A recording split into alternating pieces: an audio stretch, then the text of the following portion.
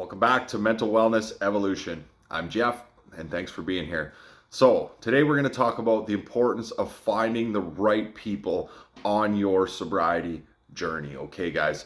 So, when we start to get sober, one of the most fearful things about deciding to go the sobriety route is looking at the people that you spend time with and realizing that you might not be able to go spend as much time with them as you'd like to before. In fact, some of these people you might have to just remove out of your life temporarily, if not for the rest of your time. And that's kind of one of the most challenging things that comes with the whole embracing sobriety factor of things, guys, is it's just we have to leave some people in the past, and that's kind of an inherent fear that comes with it. And it's not to judge anybody or anything else like that. It's not like we want to get on a high horse and be like, oh, I quit drinking and I'm better than you. No, it has nothing to do with that. I know myself, when I decided to quit drinking, I couldn't be around people who are consuming alcohol in any capacity. It wasn't even about getting to a party mode or anything else like that. I just literally couldn't sit at a table with somebody who's having a beer without wanting to have one myself. And at some point, if you're in those circumstances and those situations, it becomes very easy to succumb to, a bad day. All of a sudden you had a bad day, and the next thing you know, you've got a beer in you, and it happens so quickly. So we have to kind of take ourselves out of those situations, and it's very, very challenging, guys. It's a hard thing. And I was very lucky in myself when I started to make these kind of changes in my life. I went to my friends and I was very honest with them, and I was like, look, man, it's just like, it's nothing personal.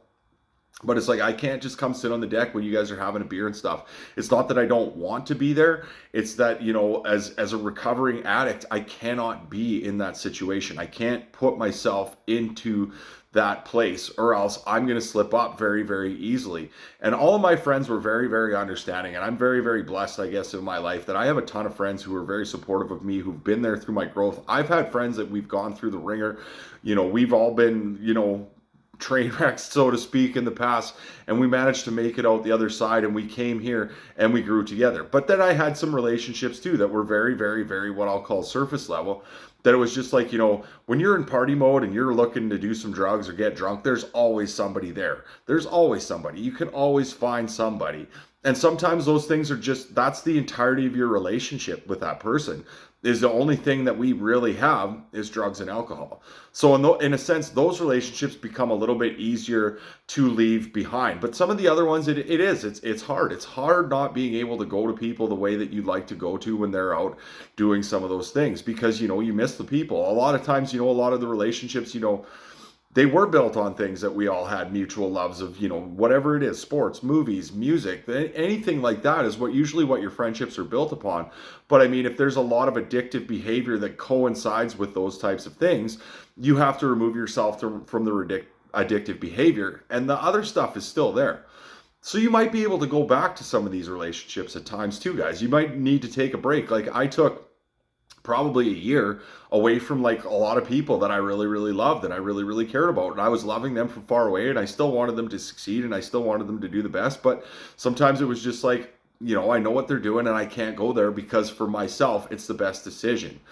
And then nowadays I can go back and I can sit around and I can have, sit there while they have a beer and they do their thing, and that's fine, and it doesn't bother me. But we have to be mindful of those circumstances, especially when we're starting to get sober. And once you start doing some of the work and you get through it, it becomes a little bit easier. But that's my case also. That might not be the case for you. Depending on your circumstances, where you're at, how you're going about it, you might just need to physically remove yourself. I know I've got friends that, they were so into drugs and stuff like that, that they literally had to just up and go. They just had to get right out of town in order for them to facilitate their sobriety. And that might be something that you have to do, and that might not actually be an option for you as well. So that's why it's important to find people after the fact that are supportive of you on that journey. And again, I said this can be easier said than done, but it's interesting how the universe works sometimes. When something goes away, something else comes in. I think, what is the saying? God never closes a door without opening a window. And it's true. You start meeting new people, you start bringing new people in, you maybe go do things that you wouldn't have done before. You all of a sudden, I don't know, you got into yoga, you go to a yoga class, you meet a friend there, they meet another friend, and the next thing you know, you've got a whole group of people. It's funny how the people that are supposed to be in our lives find a way to find their way into our lives, okay? But there is that inherent fear. And I know that was one of the biggest things that I was scared of when I decided to go down this path. I was like, well, I have to, kind of distance myself from people, which you don't really necessarily want to do. But at some point, you have to recognize that that's the best thing for you at that point. And again, we don't want to be a judgy asshole about this and it's just like sit on your high horse. Like, that's not what this is about, guys. Sometimes it's like I said, you have to look yourself in the face and you have to go, hey, like, I can't go there. I can't be this. I can't do this. And it's nothing against anybody or anything personal. It's for my own well-being and my own good, okay?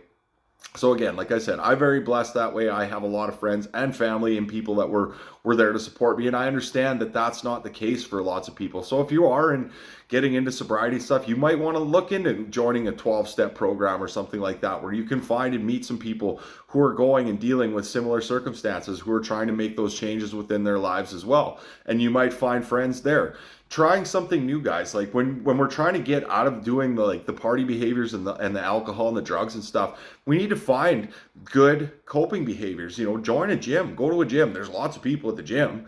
You can go meet people there. Wherever it is, there's all kinds of places we can go. We start trying to have new experiences. We start trying to go in different directions with things. And if you're trying to get in shape, some people that are on the same path, well, I said the gym is full of them. If you're trying to get into spirituality or a yoga thing, there's a place where you can go. You can find these places and you can find these people. And I'm telling you guys, they have a funny way of showing up when you least expect them to show up. And they're going to help you and they're going to facilitate your growth. And again, you might be able to go back to some of those friendships that you maybe just had to take a little break from and walk away from, and bring those people back into your life and be like, hey man, like, I'm better now, I'm good, like, I can be around this. And you can rebuild those relationships back up. Not that they ever went away. Like I said, you still love these people. Like, this isn't about like drawing a line in the sand. It's just like, we have to focus on ourselves sometimes. And sometimes that requires us to remove ourselves from certain situations, especially when you're trying to get sober, because it's incredibly challenging to sit in a situation where you're like, it's like sitting in the fire of stuff. It's not something that you want to put yourself in. You want to remove yourself from all those situations that might potentially take you back to where you were going before and doesn't take you to where you want to go. And then finding those people, I said, guys, that uplift you, that inspire you. You want to look around and see people that are like maybe doing a little bit better than you, and it just pushes you to go in that direction. You see success in those people and you're like, hey, I want a little bite of that success. Let me go. Like, what did you do?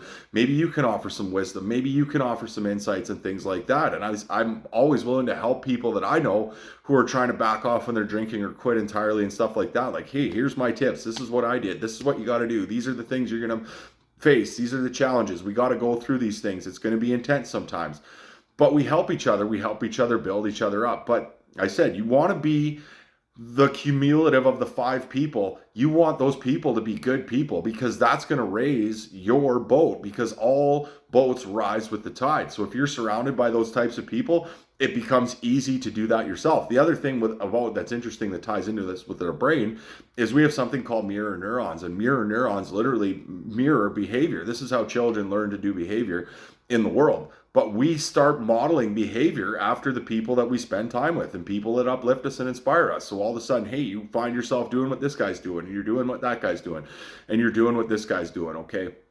So be mindful about who you choose to surround yourself with, guys. If you're with happy, uplifting people, it's easy to be happy and uplifting. But if you're with like people who are victim mentality and negativity and that type of thing all the time, it's going to be pretty easy to get sucked down into that negativity and that wallowing, and you're going to end up in that place before you know it, okay? So start looking for the people that you really truly want in your life, that you know are going to help you get to where you need to go, because we can't do this all alone, guys. We cannot do it alone. If you're trying to do it alone, it's going to take you way longer. That you might actually get there, but we heal in community. We grow in community. That's what we do as people. That's how we're designed. That's how we're biologically wired. We're not wired to just go about the world on our own. And I understand that's challenging in and of itself for some people, because if you're used to trauma and people letting you down, it becomes very, very easy to just assume that everybody's going to let you down. But not everybody's going to let you down. There's tons of good people out there in the world. And if you haven't found them yet, just keep looking, because I promise you're going to find them somewhere, and they might just come at the most unexpected time, okay? So be mindful about who you keep around yourself, especially if you're trying to get sober, especially if you're trying to get clean. You're going to want those people around you that are going to keep you on the track. They're going to keep you pointed at your North Star, the direction you're wanting to go, and seeing those people who've been through similar circumstances that inspire you and make you believe that you can also do that too. Because one of the greatest things about seeing somebody who's been through the ringer of what you're going through is seeing that it can be done. It can be done. It's entirely possible. So if you're thinking about quitting drinking and stuff like that, I want you to look at me and be like, I can do it. He did it. There's nothing special or magical about me, guys. I'm just a regular, everyday dude who, likes to play music and hang out with my cats and read books. And there's nothing super, magical about me. I'm just a guy who decided that I wanted to make those changes in my life. And then I put the people in place that helped me and pushed me to get to where I am today. And that can happen for you as well. So start keeping an eye out for those people. And who knows, they might just show up out of nowhere today. Have a great day, guys.